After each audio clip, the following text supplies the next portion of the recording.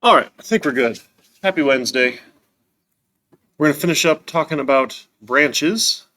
Very exciting stuff. I know you guys are thrilled. Um, it's okay. It's all right. We'll get there. We got to get through all the basics before we can do really fun stuff. That's all. So I think lab went relatively well for most people. That was pretty good. Again, the goal, if you finish it by the time you walk out, great. That's ideal. If it's not quite done, that's okay. Not the end of the world. They're not due until the next week, so you got some time. If you finish early, great. You get some free time back. So that's sort of how they'll work. We're going to do the GitHub stuff every time, so it should give you a little bit more practice with that workflow, right? You accept the assignment, you clone the repository, create your project in that folder, and then you can commit and push as much as you want. So we're just going to practice putting stuff in those folders. Good habit to get into. That way we've got our code lots of places. The college computers will save them on your personal drive if you care, which is kind of nice. But that way, if you ever go to a computer that doesn't have that drive connected, you can just clone the repository and you've got everything that you had on GitHub. That's pretty nice. So you can take the work from anywhere. Now, if you just use your laptop all the time, it's not very exciting, but then it's backed up in the cloud. And if something happens to your laptop, you've got a copy. So again, the idea of sort of commit early and often is pretty helpful. Now, you don't have to do it like every minute, right? But every so often when you get a natural pause, just go over to GitHub and go commit. I'll make sure. I think I got everything here. Yep. Okay. So I did want to go over just the arithmetic part here. Again, that's not the most interesting piece of it, but that was part of what we were working on in the lab. Is can I take an English problem and turn it into code? Right? So the idea of can we get that problem that's sort of vague, right? It's just how much is it going to cost down in English, right? If we forget code completely for the moment here, just figure out, can I figure out how I would tell someone to solve this in English? That's the first hard part, right? We got to break it down step by step by step by step by step. So this credit calculator thing, we had talked about it a little bit. We had a couple little formula ideas here, right? So how many semesters you have left was going to be the number of credits you have left divided by your average credits rounded up using that ceil function, ceiling, right? So always round up because you can't take half a semester, right? That was the first bit here. So we could do some rounding with that math library and use ceil as one way. And then depending on how many credits you're taking per semester, right? If you take less than 12, you just pay by the credit, 606 per credit, right? And that's just super easy. So if it's less than 12, that's just straight calculation. How many you have left times 606, boom, you're done. Again, we're forgetting about the every semester registration fee and all those other nonsense things, but that's okay. We don't want to make this too sad. If it's more than 12, right, you only pay the block rate for the whole semesters. And then your last semester, right, is just by credit. So if you're going to take 13 credits per semester and you end up with, say, 7 left your senior year, your very last semester, you're not going to pay the full block rate for 7 credits. You're going to pay 606 per credit hour, assuming it doesn't go up over the next 4 years, which is also going to happen. So again, a bad calculator, but that's okay. Right? So to find what's left over, we could use modulus. Right? Give me the remainder, the integer remainder when you do the division, and multiply that. So just stepping through it in English here is what we want to be able to do first. If you just jump right into code, you're in for a world of trouble because you don't even know what you're doing yet. So again, sort of like solving it on paper, sort of what's the process, what's the flow, and one of the things that we can look at is making activity diagrams or flow diagrams and all sorts. People love pictures, and that's great. So pictures are wonderful for people.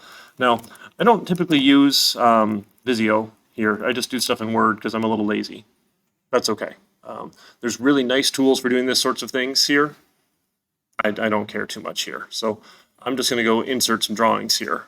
So you can add, not a 3D model, where did it go? Shape here. You can do shapes. And that's sort of the easy piece here. And we often use the diamond shapes. Where's the diamond one here? This is probably why people use the real tool instead of Word. Not one of these was a diamond. Oh, there's a whole set of flowchart shapes. This is nice. So the diamond is typically the there's some sort of choice to be made here. You use a diamond. This is what people do. So we'll say, hey, depending on what's happening with my number of credits, something needs to happen here. And then you can draw lines, and we can say, something happens this way, and then something happens the other way. Oh, look at that. It even had more lines for me. That was so nice. That was very exciting.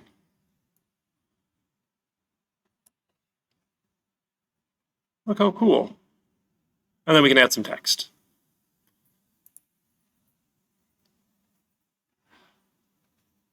So this is going to be what, less than 12 credits. And this one will say more than 12 credits, or greater than or equal to 12 credits. Right? So we'll have something here going into what's going to happen. And this is our decision. So if you have less than 12 credits, this thing happens. If you have more than 12 credits, this thing happens. 12 or more. Right? And I think based on what we talked about, in your head, you're like, oh, that's an if or an else. Right? Because one of these is true. Right? It's this one or it's this one. I don't have multiple choices here. Now, if we're going to have multiple choices, right, we could have multiple paths or multiple diamonds. There's lots of different ways to draw these things. I'm not super concerned about that. And then, well, what do we do? So if it's less than 12 credits, we just have credits left times 606. Right? That was it. That's all it was going to be. If we had more than 12, right, we need whole semesters, right, which is rounded down. Oops. So Word's not great for this. I'm sorry. This is a little ugly, but that's okay. We'll make it work. Want whole semesters rounded down times 7272. Just make this bigger. I should use Visio, but it's not installed on my laptop because I'm lazy. Sorry. Right. And then this is remaining times 606. Just sort of sketching some ideas out here. And again, we could put as much math as we want in here. It doesn't need to be super complicated, right? But that's about it. That's the only decision point we have here, right? There's some inputs that have to happen, sure, but then what the program's going to do is just one little decision. So you can make a pretty little flow chart. They're fun. All right, so let me make a new project here. I'll make a Lab 0 project. 0, I'm going to put it in my class repository. This is the public one, so you folks can go look at it later. Again, you'd be putting it in your private repository, the one that says Lab 0 and then your username, but so you'll put it in yours, I'm putting it in mine, that's all.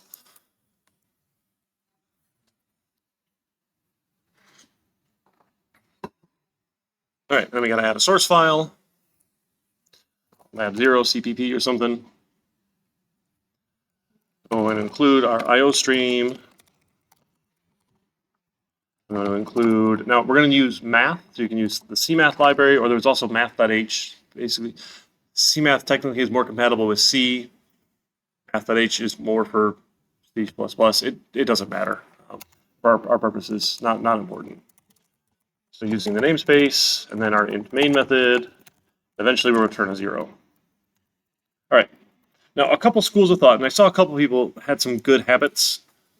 I call them good habits. Again, I'm not particular. Some people get really weird about this. If you know you're going to need a variable for total credits required, and you know you need a variable for how many credits you've completed, and you know you need a variable for the average number of credits, and you know you need a variable for this, and you know you need a variable for that.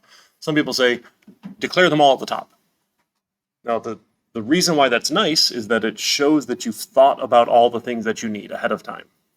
And we're kind of organized. Hey, okay, here's my integer, here's my integer, here's my integer, here's a double, here's a double, here's an integer, whatever I want here.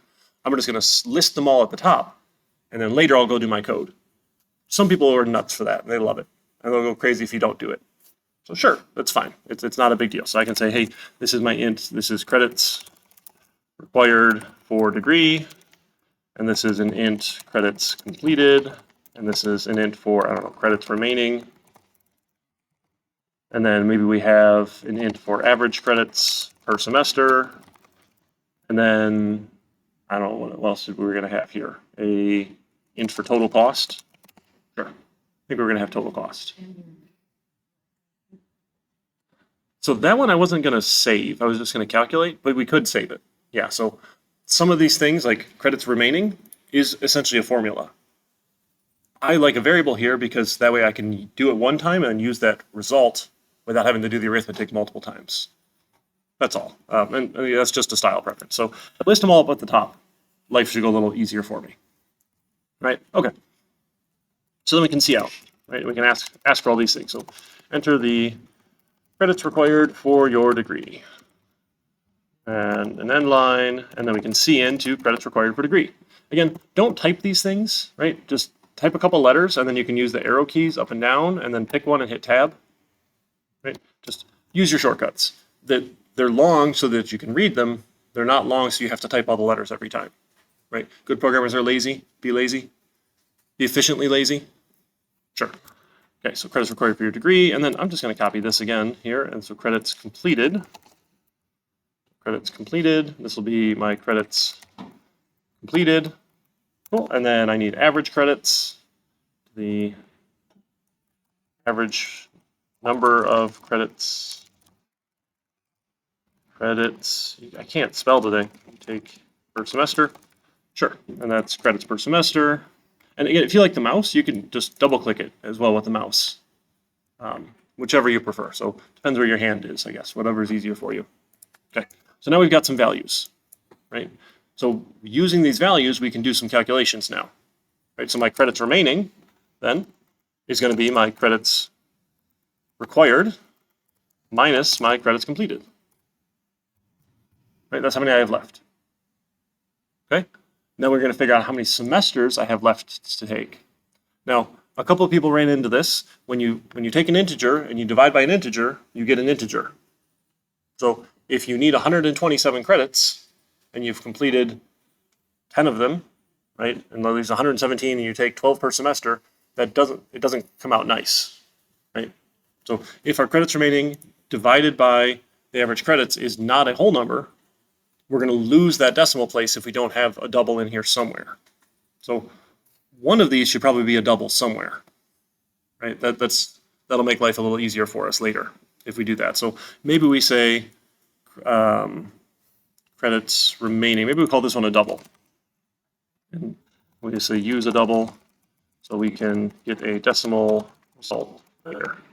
That make sense? Okay, cool. So again, you're welcome to leave these comments in. I, like the compiler, will ignore them because I don't care what your comments say. I care what the code does. That's all. All right. So then our semesters remaining, so we can see out. You have we can just do the arithmetic right in the see out if we want, or we can have another variable for it.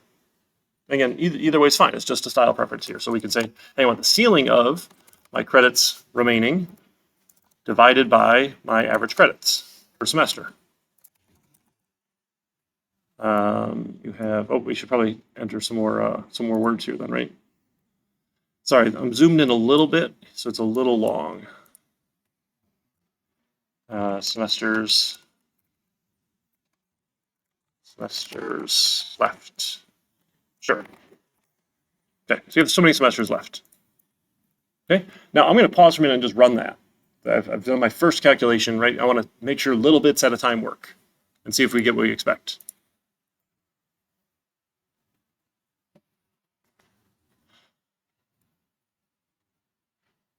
All right, so I think we looked at if you needed 120 and you had 50 completed, that means you have 70 left. Right, that's some quick math in our head. And if you take 12 per semester, you'll get to 60 and then you'll get to 72, right? So it should take 6 semesters left, right? If you take 12 per semester, 6 semesters left, we get a whole number, right? So that worked out. And again, if you want to try one that's evenly divisible, just to make sure you're not rounding up. So I think someone I saw, which was a good thought, was just going to add 1 to the integer division. But the reason that doesn't work is if it is evenly divisible, you've now given yourself another semester that you don't need, right? So if you need 120 credits, you have 50, that's 70 left, right? If you take 7 per semester, that should just be an even 10, right? Sure, something like that. So we're checking here because we should know if you put this in, this comes out. If you can't do that, we can't write the code for it. So we need to be able to do that in our heads first, or like on paper first, so we can check our program to make sure it's working right. Okay, cool. So that part seems to be going.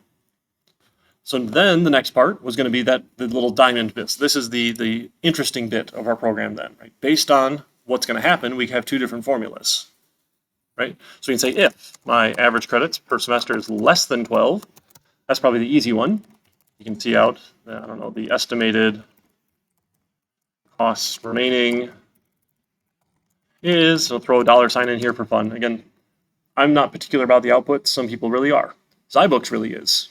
So it's good practice. Zybooks will make you do it. I don't care if you have dollar signs or don't have dollar signs or have extra spaces or don't have extra spaces. That doesn't bother me at all, right?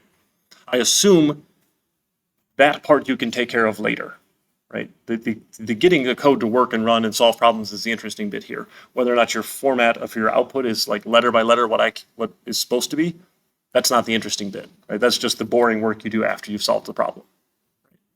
So that's just going to be credits remaining times 606. Now, again, we talked a little bit, I think, about having just these magic numbers in our code. This is sort of ugly and bad form, because the more often you have just a magic number in here, the more likely you are to typo it. And the next time you come back to it, you're like, why is this 606? And you're probably not going to remember. Like, I don't know why that's in my head. Actually, it's in my head because I've been telling everyone the story about how expensive degrees are now. So apologies. But it's crazy. Like, man, I didn't even go to school that long ago. Like, it's been, I graduated in 08? 08? Is that 15 years ago? Okay, like my grad school was not even this much per credit. So, okay. Anyway, sorry, that's sad.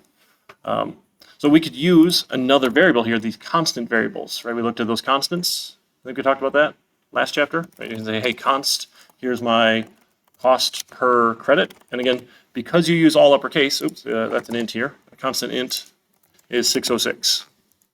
So now I have a nice little variable name here. You do all uppercase to indicate it's constant. That's just a visual cue. It's a convention. There's no rule that says you have to, but this is just what we do because as you read code, if everyone does this, it makes life easy for us, right? A lot of those silly things here. So now instead of multiplying by 606, I can multiply by cost per credit. This makes my code a little nicer to see here. Like now you don't have to see a 606 and you'd probably figure out that's the cost per credit, but you guys are smart people. Right? That was it. So then if it's not that, we have to do the rest of the arithmetic, right? And we could do it all in one line. We could do it in multiple lines. You can assign things. We have got lots of choices here. If we have this int for total cost, we could even calculate that as well. So we could just say, hey, total cost is equal to my credits remaining, that one, times my cost per credit. And then this C out here can happen regardless of the if or the else. If you like to save yourself a little typing, right? Again, we haven't got there yet, but eventually the general rule of thumb will be if you have the same code twice, you should feel bad about yourself. And we'll figure out how to avoid having the same code twice, right? Even copy pasting, you should still feel bad about it. So if we can avoid having to have this output twice, let's do that, right? We're lazy. Now, if you're getting paid per line of code, go for it. Have the same line of code 50 times. I don't care, right? You get paid per line of code. No one will pay you by line of code, but that's just, you know, what people measure is a funny story. All right, so total cost. And again, some people might argue on a single line here, you don't need the curly braces. That's technically true, but it's just bad habit. I will say it's bad habit. Don't get into the habit of not using curly braces, right? Because it's really easy to forget and to come back and add more things later, and then it just doesn't do what you expect it to do. Bad things happen. So we'll just always use curly braces. They're good. So if it's not this, right, what it's going to be then is how many semesters I have full semesters rounded down, right, and then the modulus remainder times my cost per credit, right? So we could do it in 2 lines. We could do it in 1 line. I don't mind 2 lines. Some people think 1 line is fancier. Sure, you know, if they want to be fancy, let them be fancy, right? I would prefer what is more readable, right? That's going to be my preference. So we'll say, hey, total cost is going to equal my... This is going to be now the floor to round down is my credits remaining, excuse me, credits remaining, goodness gracious, divided by my average credits per semester, right, times, and now I have the fixed cost here, so I need another variable here. This is a constant int, block cost, semester cost, max semester cost, 7272 for some reason. Right, I think that's 12 times 606, isn't it? 12 times 606, yeah. So that was the per credit cost at 12, but they just stopped charging you per credit after that, which is great if you have no lives and you can take 15 credits or take 18 credits because you have nothing else happening in your life. It's fantastic for you. If you have anything else going on in your life, we've actually increased the chance that you'll fail classes now because now you feel pressured to take more classes because it's cheaper to do it that way. And you take more than you should because you have lives and then you fail one of them, which is also bad. Okay. I mean, we can't win with everyone. Is that sure? And this is good advertising, right, for the college. They're like, hey, look, you've got a fixed rate for your semester. Take as many credits as you want. Yeah. Okay. Sure. Go for it. All right. So we've got then the floor of our credits remaining, right, times the max per semester cost. So that's the first part here. But now we need that what's left over. We have to calculate that. So I can take my total cost. Do we look at these combined assignment operators yet? I don't think we got to those yet. Okay, so that's a shortcut. Don't worry about it. So we'll say, hey, it's going to equal total cost plus something. Have we seen this one? We can add something to the value, right? Take what total cost was, add something, and then assign that new result back to total cost. I think Zybooks got to that. Right? I don't know if I showed that one, but Zybooks should have had it. And you're all doing your Zybooks every week, right? Yeah, I love all those nods. Thank you.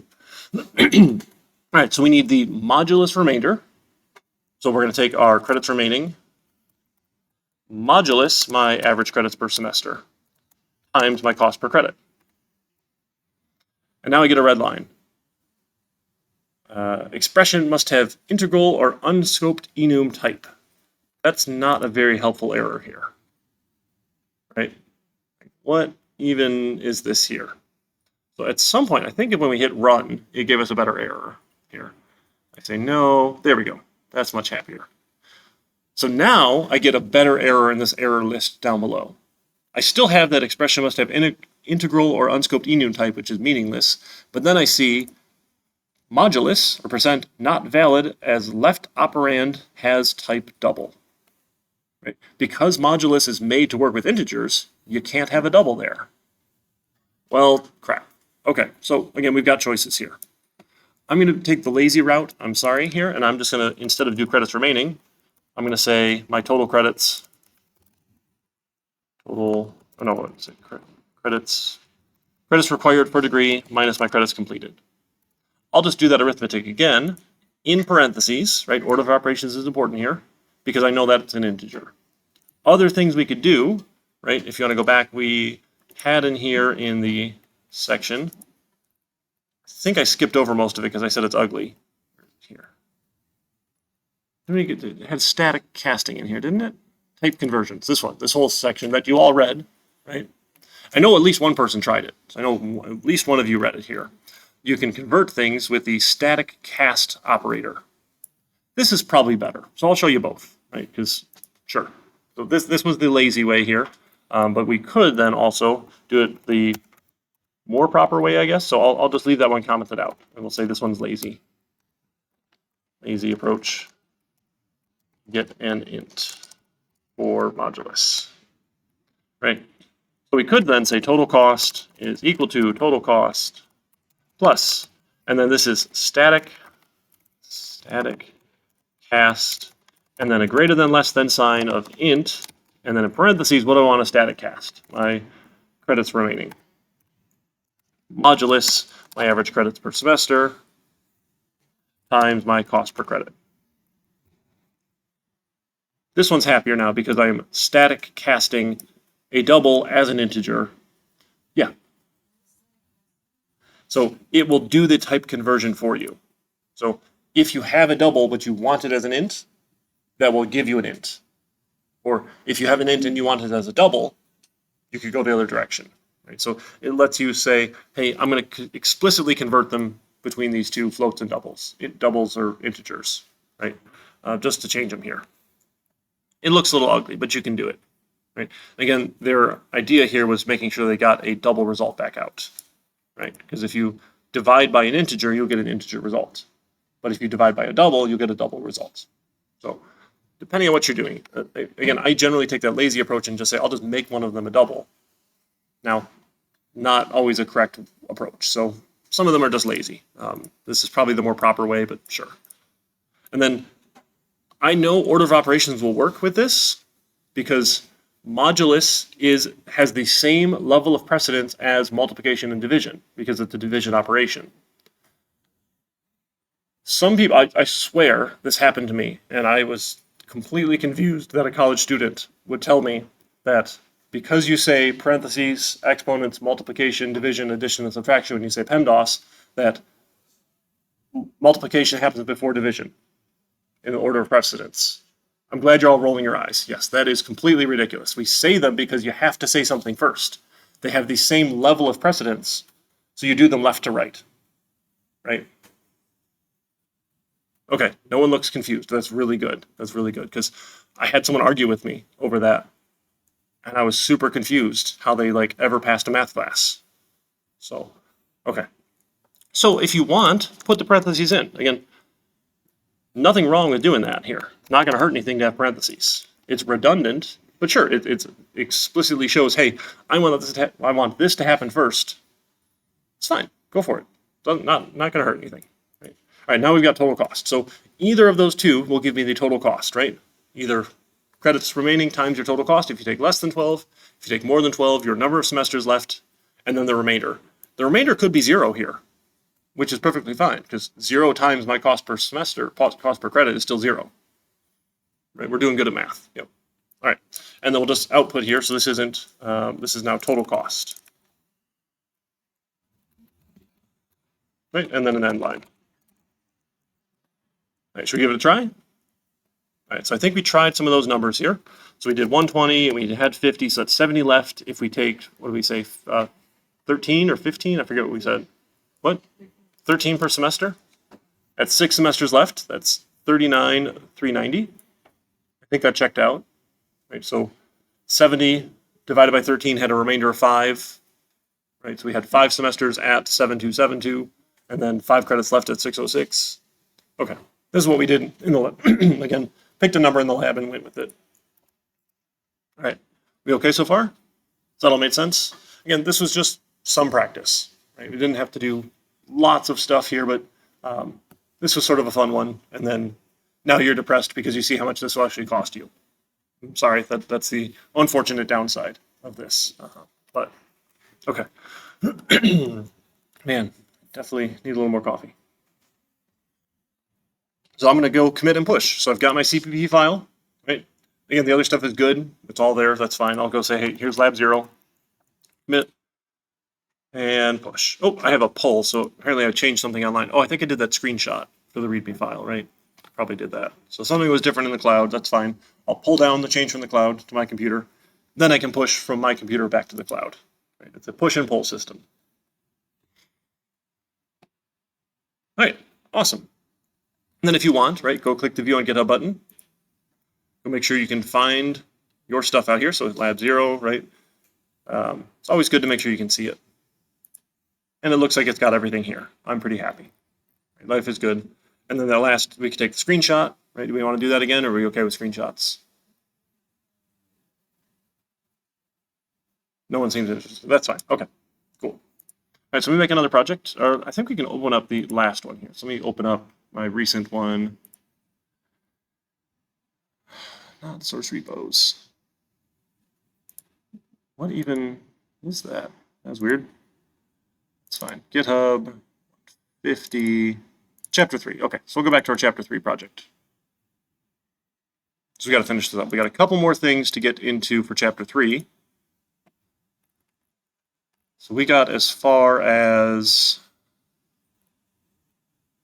we didn't get to switch statements, right? I think we stopped there for switch statements. Does that sound right? Okay, so switch statements are fun. Some people really like switch statements.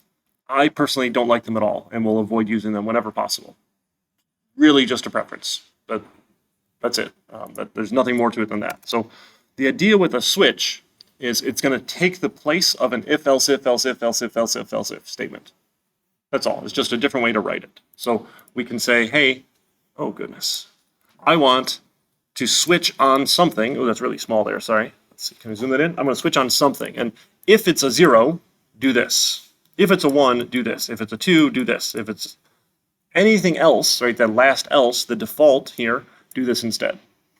Now you'll notice there's some other words in here, and this is why I don't like switches, because you have to put the word break in everywhere, and that irritates me. A lot of stupid things irritate me. That's okay, you'll get used to it. It's no biggie, right? You're welcome to use switches if you want. So the idea with the switch is it's like an if, else if, else if. So if A is equal to 0, do something. Else if A is equal to 1, do something. Else if A is equal to 2, do something. Else if, or just else, right, the last one here, this is what we have. So we can switch. So they give you different ways, like, okay, here's my dog years, sure. And then I can do a switch instead. This one's silly. Like, why would you, how is this even 0, 1, 2, 3, 4? It doesn't even make any sense, but sure. Okay, dog years, why not? Converting numbers to years, yeah. The break statement. Oh my goodness. 0, 1, and 2 here. So if you want to do a range, you can do them in switches, but you have to be, okay, if it's a 0, or if it's a 1, or if it's a 2. Because switches are weird, the first time it finds a case, it goes and runs some code until it finds a break. So any of these, if it's a 0, if it's a 1, or it's a 2, will land in this bucket. More reasons I don't like switches, but that's okay. They're great. You're going to love them, I promise. If it's a 3, 4, 5, or 6, it runs in this bucket. If it's a 7 or 8, it lands in this bucket. If it's a 9, 10, 11, or 12, it lands in this bucket. If it's not, you get here. Fix me, do earlier dog year cases. Sure. Yeah, why not? That looks like lots of fun. All right. You can do rock, paper, or scissors. There we go, with 1, 2, or 3, or 0, 1, or 2. Rock, paper, scissors is fun. All right, so those are some of the labs. Okay, so let's try another switch here. So we did, and now a switch can be used, right, if you want to do the cases. So when we did this letter grade calculator here, I think we did letter grades, right? Didn't we do letter grades? Yeah. Can you imagine doing a switch for letter grades? Well, you could. We'd have to have 100, 99, 98, 97, 96, 95, 94 as cases. That's an A. And then a bunch of other cases for B. So doing ranges and switches is dumb. It's just obnoxious. Now, when we also have doubles here, you can't do that with doubles, right? Because there's just so many decimal. You're not going to have the whole range of decimal values between two numbers as cases. You just can't do it, right? Because there's technically not infinite because we only get so many decimal places in C++, but you're not going to write out 15 decimal places worth of all the possible numbers here, right? Okay, so if you're doing integers, that works. That's fine. Should be okay here. I think, can we switch on strings? Switch on string? I don't know if we can do that or not. What's the first answer here?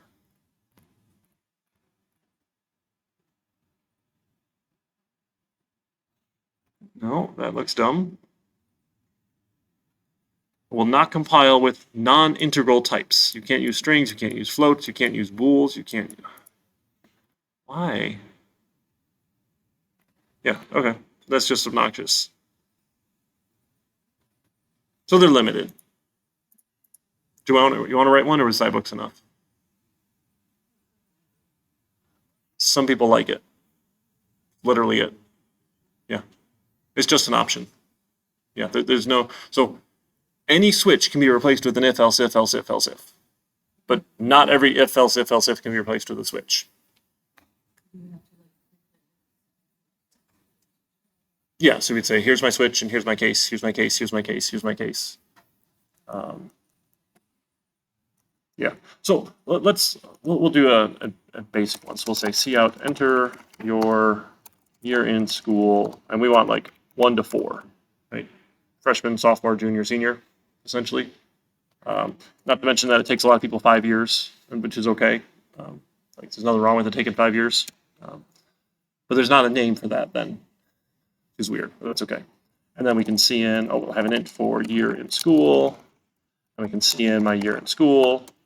And then we'll do a switch. We'll switch on, so you say switch, and in parentheses, what are we switching on? We're going to switch on the year in school. Then a set of curly braces. Then we can say case 1. So case 1, then we can see out freshman. And then line, and then break. You got to have your breaks here. And case 2. And I'll just copy paste this. So I'm a little tired of typing already. Did I do too many? I think I did too many. 2 is going to be sophomore. Is there another O in there? Is it just sophomore? Sophomore? Sophomore? This is why we don't. I'm bad at English. Junior. And case 4 was going to be senior. And then default here then is unknown year or something. Sure. Okay. Now, you don't technically need the break at the end of your default. I don't think they had any here for you either, right? They did. If there's no break, it'll just go to the end of the switch. So there's nothing wrong with having it there, but again, I don't like typing things, so I will avoid those. Right, so here's my switch. Right? And we could write that as an if-else if that's what we wanted. So we could say if year in school is equal to 1, right? Then we can do that. Else if year in school is equal to 2, and else if year in school is equal to 3, and else if year in school, why isn't it equal to 4, and then just an else, right? That's my default case here. So that was going to be unknown year, and this was going to be senior. This was junior. This was sophomore. And this one was freshman. Right? They both do the exact same thing. Let's make sure it works. Oh, we're going to do all the stuff above. I forgot. 1, 1, 1, 1, 1. All right, year in school. What year should we pick? 2. You're a sophomore twice. Right, seemed to be okay. Seemed to work out. So missing the breaks can cause all sorts of problems because it'll run code until it finds break. Right, so if I missed the break here, you gave it case 3, it would say junior and senior because it just runs till it finds a break. Switches are just weird. So with our if-else statements, it just runs until it finds a curly brace. That's all. Okay. I don't like switches. That was weird. I had it zoomed way too far in now. There we go. All right, so switches, booleans as types here. You can save something as a boolean if you want and assign it a true or false, which is fun. So instead of just having some sort of calculation here, we can have a boolean value. So how about we ask people if, let's see, what do they do? They did weekdays, so we'll ask if they're going to go to a party or not, because that'll be a true or false. So we can see out, are you going to a party tonight? And then we can get some sort of input, right? We could do 1 and 2, we could do strings, we have lots of choices here. We can do a string here. So string for an answer, and we can see in the answer. And I say, hey, if my answer is equal to a y, or my answer is, I should use or, that's even better, or answer is equal to lowercase y, right? Because remember, uppercase y is different from lowercase y, because we're funny like that, because it's stored as numbers. Then I can have a party on is going to be a boolean here. So we'll say, here's a boolean for party on. So if you answered yes, we'll say party on equals true. Otherwise, anything else other than a y here, we'll say party on is false. So you can assign it a true or false. It's just a boolean value.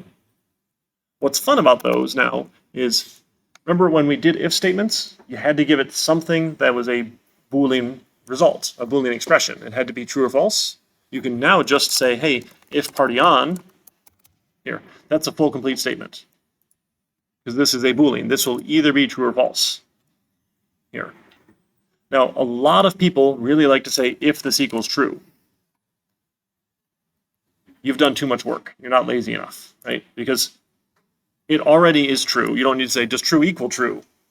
You can say, if it's true, right? Because it already is. So don't use if party on equals true, right? That's redundant because it already is true or false, right? And if you want to say if it's not true or does not equal true, you could do that, or you could use the not operator, the exclamation mark, right? Or not, the not word, right? We got lots of options here. So, see out, have fun. Sure. And again, you don't need else's. They don't have to be there. So this just lets us store values as the Boolean result, essentially. It's true or false. Now, even this is a little bit redundant here, because we're taking a value and assigning it something here. If we wanted to save a little bit of time here, we could say, hey, party on is equal to this. Because this already is a Boolean expression, right? This is a true or false. I don't need to say if it's true, assign true, otherwise assign it false. I can just say assign it this, because this will be true or false. It's a Boolean expression.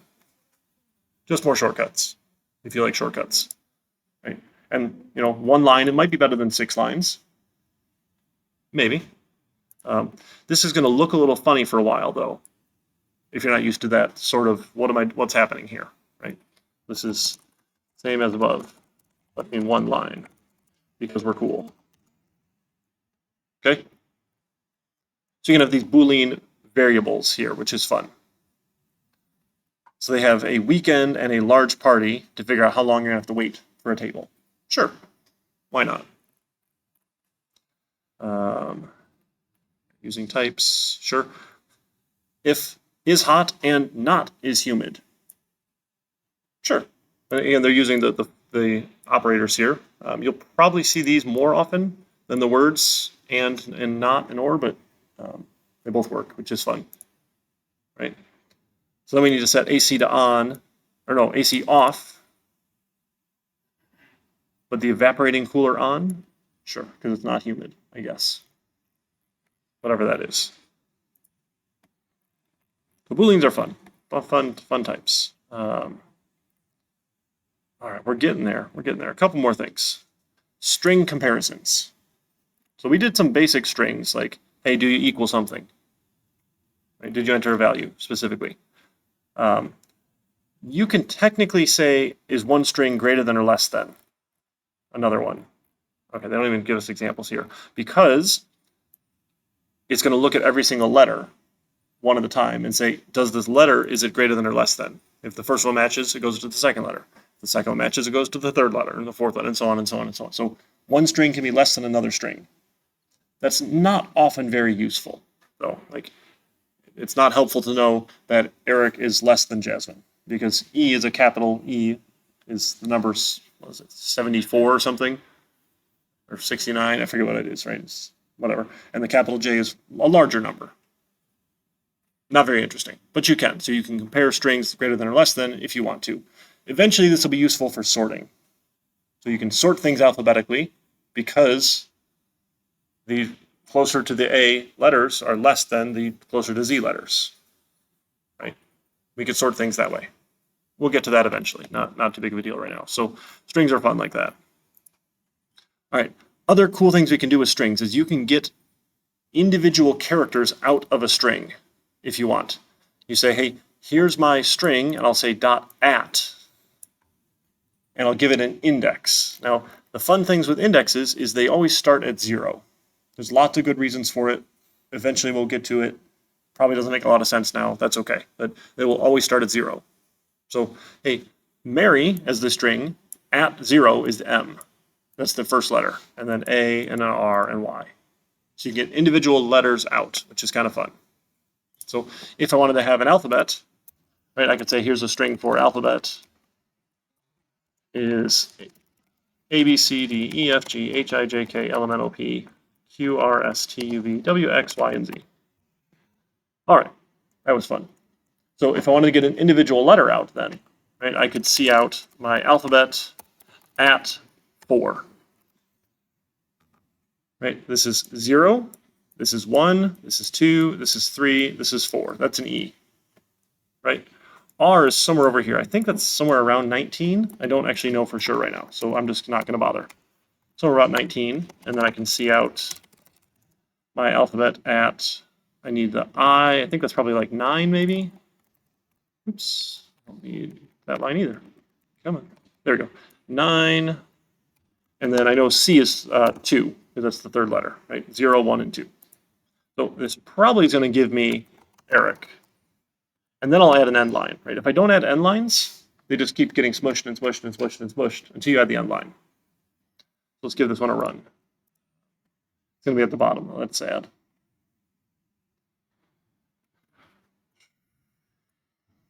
One and one and one and one and one, one and one, one, and anything but a Y. Okay, E, T, J, C. I was close. So T is too far, right? So T is this one, so it's off by 2, so it must be 17. And then J, instead of an I, oh, that's really close, off by just 1 here. That must be 8. Right. I know you're all very excited to see Eric. Sugar high? 1 and 1 and 1 and 1 and 1 and 1 and 1 and 1 and 1. Hey, look at that. So I can get Eric spit back out letter by letter by letter out of the alphabet. Sugar is high. Okay.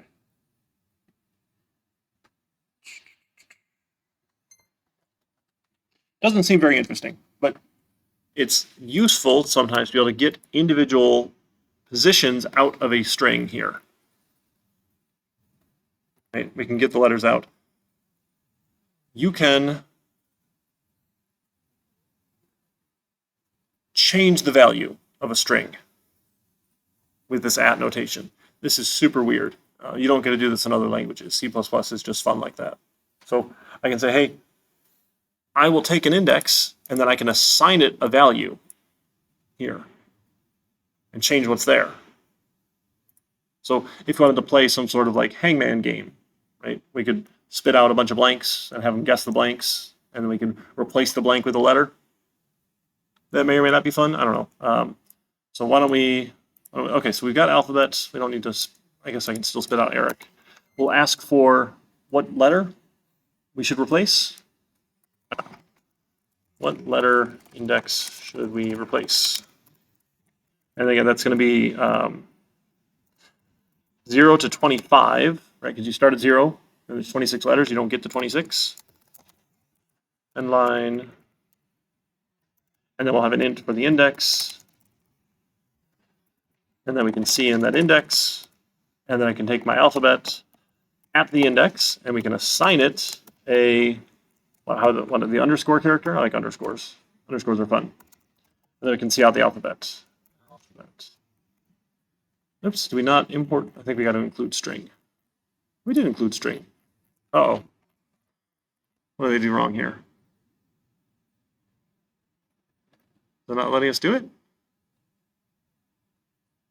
No string? We did it wrong. What did they do wrong?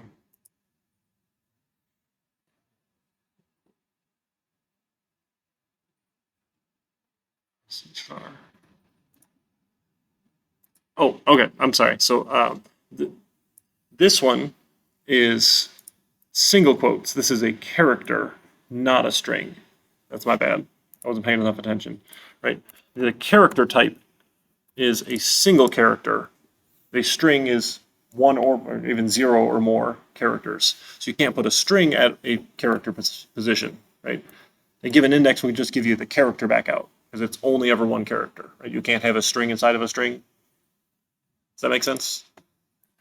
So I'm going to leave a note here because I forgot here. Assign individual characters with not double quotes. Is that helpful? I'm going to forget. So it should work. We should be able to replace any letter we want with the underscore.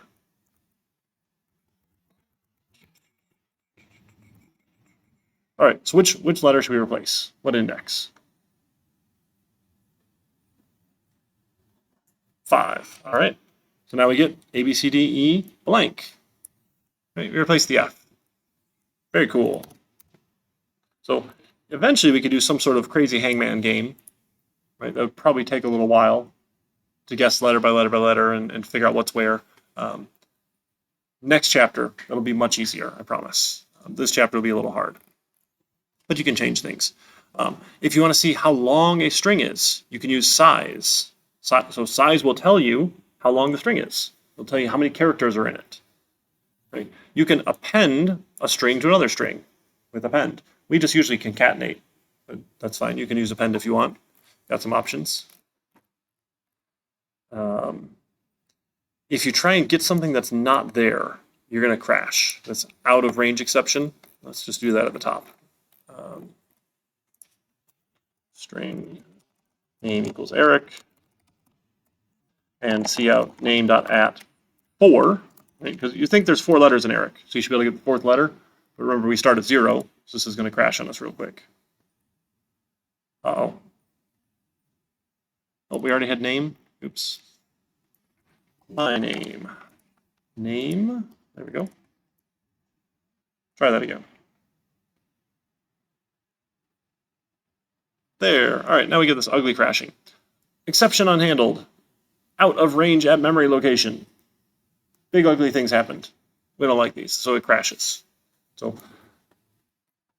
and then that's ugly. I don't want any of that code. So I'm just going to put that down here with the note that it'll crash and not have it there. This will crash. There is no index 4. Right? So I'll leave those commented out. Because don't actually want our program to crash. That's no fun when it crashes. But that's commonly what will happen. And especially if you're asking the user, like when we said, hey, give me a number between 0 and 25, we didn't actually check to make sure they gave me a number between 0 and 25. Probably would have been a good thing to do. But I guess if the user enters a bad value, it's their fault if it crashes, not your fault, sort of. We'll figure out better ways we can validate input and make sure we don't crash, because for some reason, like when an app on my phone crashes, it just really irritates me, which is stupid. It's like, sure, it's good. It happens every now and then, but I feel like the people who wrote the app are just lazy.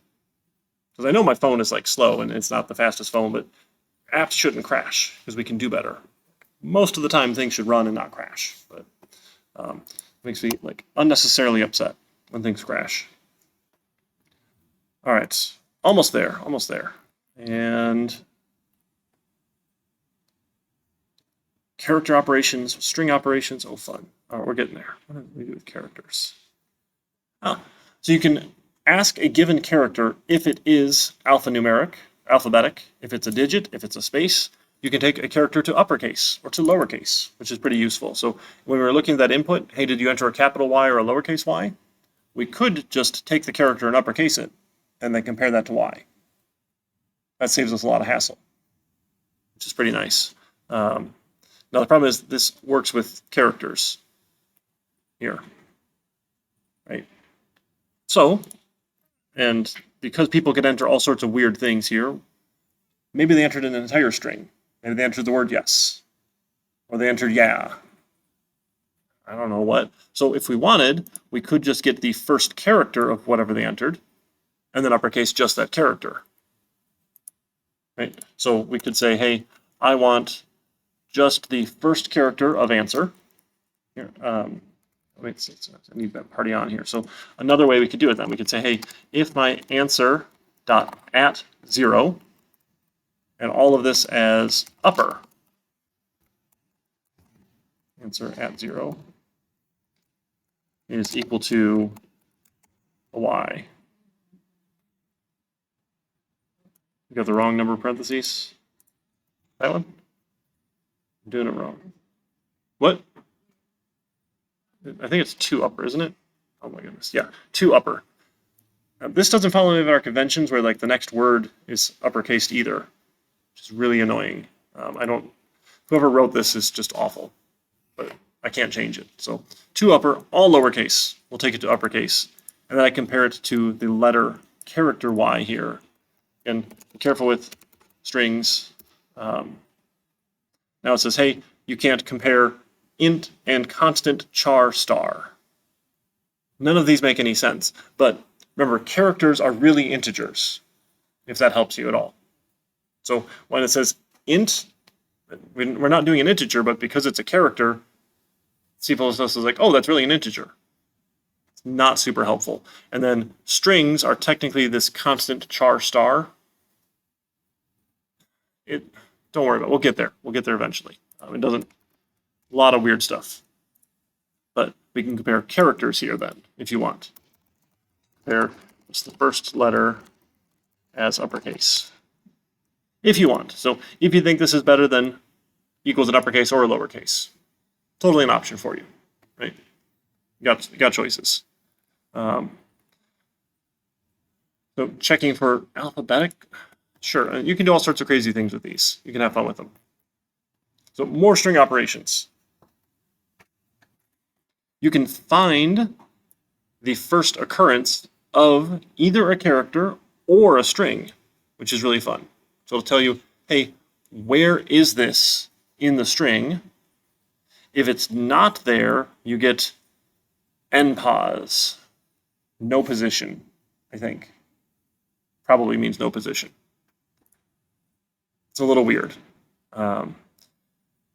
You can also take substrings, take slices or portions of that string. So say, hey, starting at a given index, give me so many characters, right? So you can go and split sorts of things here out if you want by location. So a lot of times we might say, and doing this by hand is awful, but you could. So we could say enter your email address. And there's an end line. And then we can have a string for email, and we can see in email. Now, emails have two parts, right? They have the username and they have the domain. And there's the @ sign in the middle, right? User @ domain. Not a lot of you are shaking heads. Okay, thanks. Some of you are shaking your heads, right? That's how email addresses work. So if we wanted to split that, we could find where that @ character is, right? So we can say, hey, if my email.find the @ sign, oops, I hit page down, is equal to string : npos. This string : notation, we'll get there. We're not there yet, but this is saying, hey, this is something that belongs to string. String knows about what an npos is. Its value is 1844, some garbage thing. I don't even know what this is. It's like a constant, but it belongs to string. If that helps you think of it at all, it has a special meaning. So if we don't find an @ sign, we know right away that's not a valid email. Right? If there is an @ sign, then I can split, right? So I can say the username is. So to get the username, I'm going to take my email, I'm going to take the substring of it, starting at index 0, and then how many characters do I want? Well, I want to, however many, whatever index this is at, is how many characters I want, right? So if this is index 4, I want 4 characters, right? So if it's like eric@email.com, the @ sign is at index 4, right? Because it's the 5th character. So I want that many characters. And then the domain then, so domain is going to be email of substring of the @ sign +1. Because I want to start one more than that. Right? I don't want to start at 4 because I don't want the @ sign. I want to start one after that. And then however long that is, oh man, okay, so that'll be the email.size minus whatever we get back from find, minus that many characters. Minus one more? Probably minus one more. Right? So whatever this is, if it's at 4, there were 4 characters before the @ sign, and I also don't want the @ sign. This will probably go where we want here. Does this need a comment here? Right? So size is length of the string minus the username length minus that @ sign. Sign length. Is that more useful? I don't know if that makes any more sense, but that's what we're trying to do here. And man, this is getting long. Really far left. And that line. Should we try it and see? Let me actually put this at the top, and then I'll put it down at the bottom after, because it's really annoying to run through all this stuff here. But then if you go back, like if I do it from bottom up, I don't know. Not sure if one's better than the other. Let's try it. So we're going to say, okay, that was eric@email.com. Username is Eric, domain is email.com. Right, that worked out okay. So let's try with an invalid email. Right, if I said eric@email.com, not a valid email. Cool, so our check seems to be working here. That makes sense? So we can use that substring bit to take pieces of strings. We can use find to find given indexes in the string. So now that we have find, right, our hangman game would be a little bit easier, right? I could find the character that you guessed in the string that's the hidden word, right? We could do something like that. It gets tricky, but we'll figure out hangman next time. So those are fun things you can do with strings. You can add characters to the end of a string. You can insert characters at a given index in the middle of a string. You can replace given characters. You can replace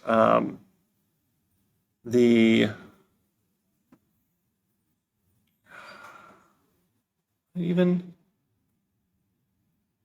9 and 4.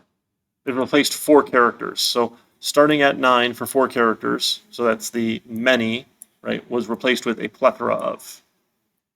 And you can concatenate 2 strings together, right? We've done concatenation here. Works out pretty well. So lots of cool things we can do with strings. You look very excited with strings. But we can do cool things with them. Conditional expressions. Most people I find don't like these until they get lazy enough. So if the only thing you're doing is assigning a value based on a condition true or false, you can do it in a single line, because who doesn't love one line of code instead of multiple? So if we were saying, excuse me, let's see. So how about, do you need more coffee? We should ask them here. So we'll see out, you need more, or no, we should, are you tired? Is a yes or no here. And then we can have a answer is, so CN to answer. I think we already did a string for answer. Let me say if my answer is equal to yes, then I will have another value here for needs more coffee. How about a string? Needs more coffee. So if the answer was yes, then my needs more coffee will be course. So if you're tired, of course you need more coffee. If it's anything other than yes, your needs more coffee is it couldn't hurt. Right? Because I think we can always add a little more coffee. Some of you don't know how to sleep when you drink coffee all night long. Eventually you'll learn that amazing skill. So part of it probably involves being tired all the time and having 7 children. So maybe you might not learn it, but that's okay. I can drink coffee all night long and then lay down and fall asleep like a minute later. It's a real skill. It's amazing. So if the only thing we're doing here is assigning a value based on a yes or no, true or false. If you want to be fancy, we can do it in a single line. You can say needs more coffee is equal to, and then we give it this expression. This is a ternary expression, this conditional expression. It's crazy. We'll say answer is equal to yes, and then I think it's a colon, of course. Oh, no, is it a question mark? It's a question mark first, and then a colon. It couldn't hurt. I hate these because I can never remember which one I'm supposed to type first, the question mark or the colon. And then I just have to try things. So here's your condition. And then if it's true, you get the first thing. If it's false, you get the thing after the colon. Right? This is the same as above. And again, who doesn't love writing one line of code when you could write 6? Again, if you haven't done these for a while, they're not going to make a lot of sense and they look crazy. This is why I don't like them, because I don't do them all that often and then they look crazy and I have to, like, it takes me lots of mental effort to look at this and realize what's happening versus looking at this and knowing what's happening right away. Right? And we're probably all at that point now. Like, if and else you're bored with now, right? We've done them for 3 days, 2 days now. You practice them in lab, you're doing them in your project, you're bored of them, right? But this, you're like, okay, this is an expression, not something we're assigning. This is getting assigned if this is true, but if this is false, then you get this side. Like, it just looks messier. Some people love these, and they go nuts with them all the time. Sure. The book used to actually skip them, but more people have started putting them in their code, so it's nice that it introduces the topic. The fun fact, I think I told you the story about how 7 people cheated on their final exam and all failed it and had to retake the class, and they paid me to teach them to retake it. Did I tell you that? I didn't tell you that story? When I complained about people cheating? Oh my goodness, yeah. Okay. I say so many things, I forget who I said what. So if I'm telling you a story again, please just tell me to shut up. It will not hurt my feelings at all. It will save everyone time because you don't need to hear my stories more than once. I promise. They're not that interesting, right? But the first time, maybe. So anyway, I was teaching CIS 200, the next one, and 7 people had a ternary expression, a conditional expression, in their final exam. And it looked really suspicious. Like, I've seen all the code they've written. They've never once used one of these suckers. And lo and behold, I go and I find online, they all copy-pasted the same solution from online for their exam, question, answer. They didn't cite any sources. So you fail. They plagiarized. So they all had to retake CIS 200, but because they failed on the final exam, the next semester class had already filled. They couldn't retake one because it was already full. So like, hey, we need someone to teach another class of it. So they paid me to teach it.